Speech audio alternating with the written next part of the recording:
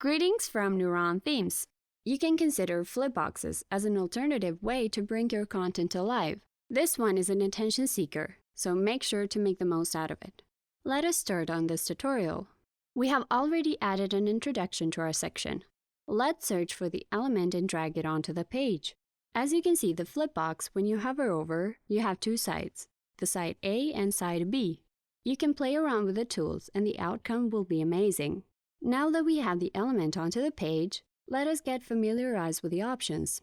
As per usual, you have got here the Content tab, the Style tab, and the Advanced tab.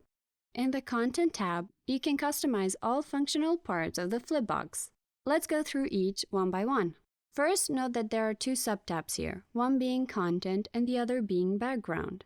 In the Content sub-tab, you have the options to add a graphic element, which can either be an image or an icon. There you have a long list of icons for you to choose from. View the icon either as stacked or framed. An integral part of the flipbox is also the text. You can decide to add the title and add some description to the flipbox. Let us not forget about the Background subtab. You can give your flipbox a classic type of background, meaning a color, or add an image. Also choose the gradient type of background. We will go with Classic. And let's upload our image. You can position the image to get the most out of the picture. We chose center, but go ahead and explore the multiple options here. Set the attachment for the image. You can choose from default, scroll, or fixed. Note that the fixed attachment will only work on desktops. Choose if you wish your image to be repeated on the flipbox. Set the size of the image either as default, auto, cover, or contain. We will go with cover so that our full image is visible. At the same time, settings are applied on the back of the flipbox. You can also add a title, add a description. But one addition here is the option to add a button. Let's write the button text and you can later design it. You can link the button to a URL page as well. Let's configure the same steps for the background here. Once we're done with that, we have the settings section.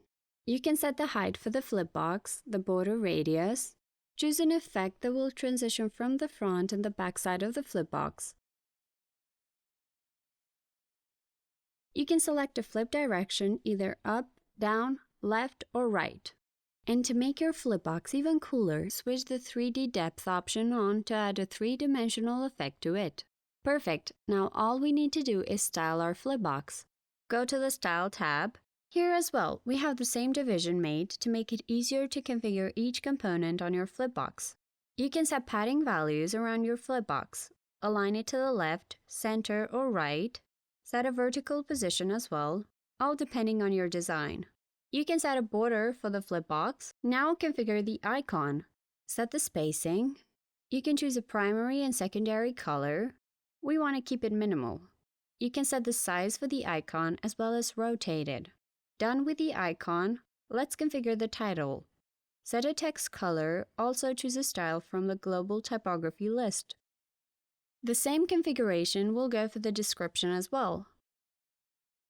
Now we shall design the back of our flipbox. The same settings are applied here as well. You can configure the title, the description, but also the button. We are going for a more minimal design here, but the ample option and settings make it possible to create outstanding flipbox designs to elevate your site aesthetics.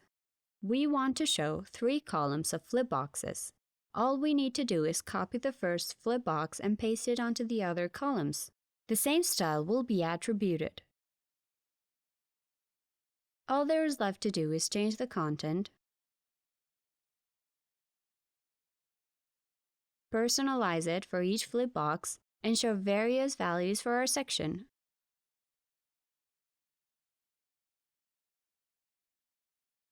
Sweeping through the many options you have available will make it easier to create beautiful designs using this powerful element.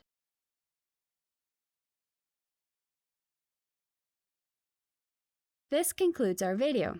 Hopefully you enjoyed it. To see other guides and tutorials like this one, make sure to subscribe to our YouTube channel.